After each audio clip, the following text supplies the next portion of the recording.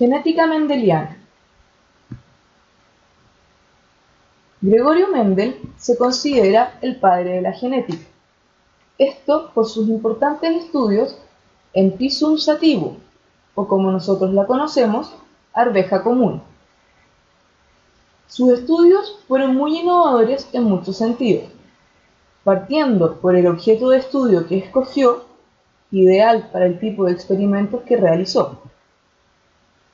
En este objeto de estudio, tomó 7 características que podían darse en dos formas.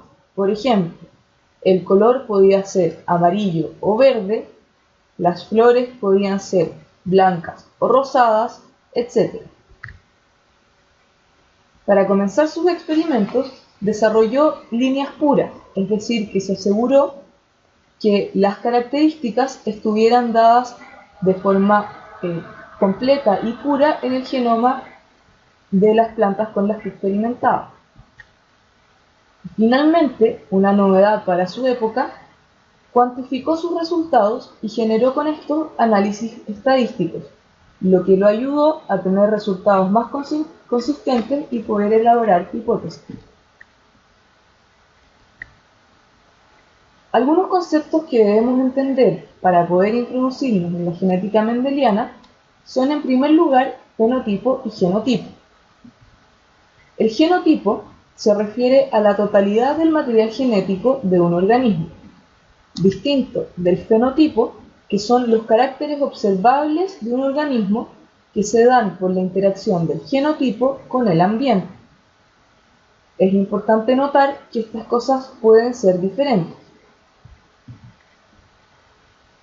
Luego están los conceptos de un gen dominante o recesivo. Dominante será aquel gen que se expresa a costa de otro, es decir, que en un organismo que contiene los dos genes, el recesivo y el dominante, será siempre el dominante el que se expresa.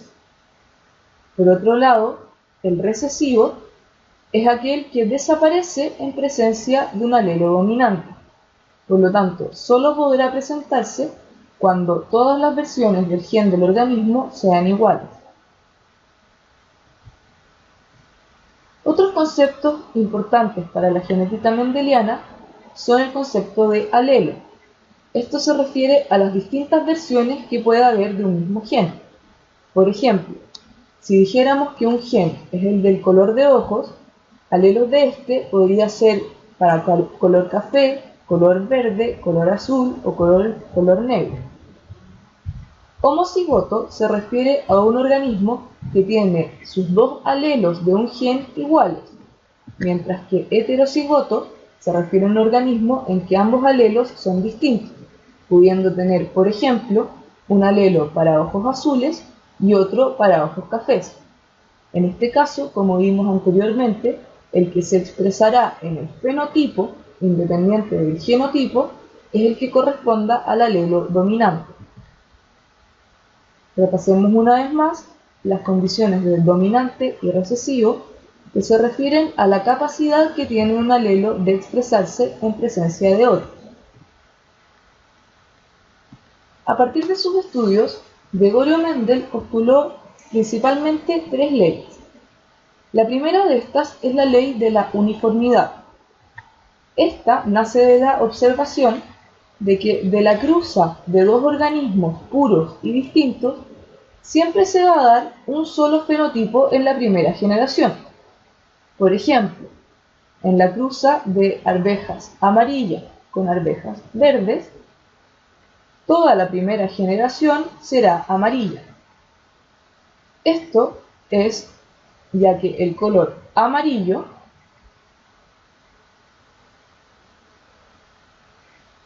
corresponde al alelo dominante, mientras que el verde corresponde al recesivo. Por esto se entiende que si toda la primera generación tendrá un genotipo heterocigoto, es decir, tendrá una versión del alelo dominante y una versión del recesivo, Su fenotipo será en un 100% amarillo, es decir, se expresará solamente el gen dominante. La segunda ley postulada por Mendel es la ley de la segregación.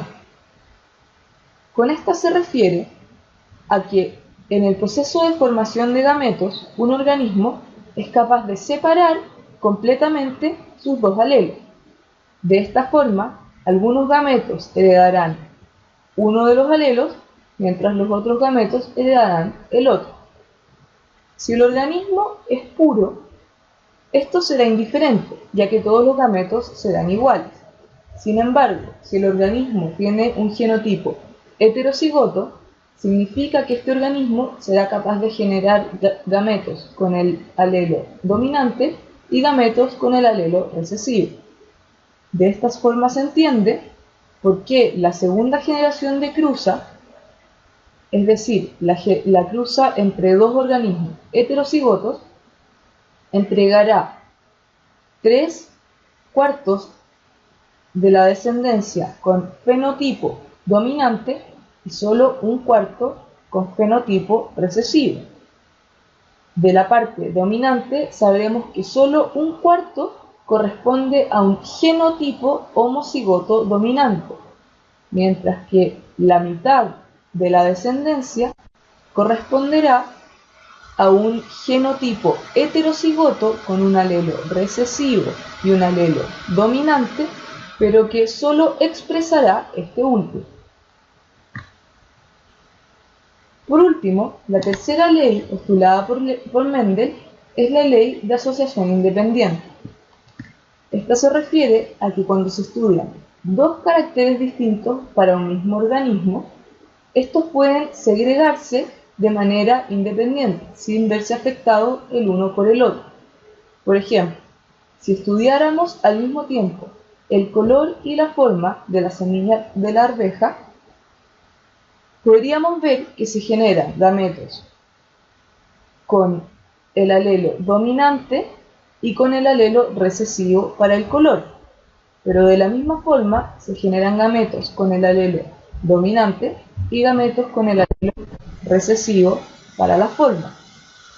Esto quiere decir que la disposición de uno de los caracteres no afectará a la disposición de los alelos del otro carácter.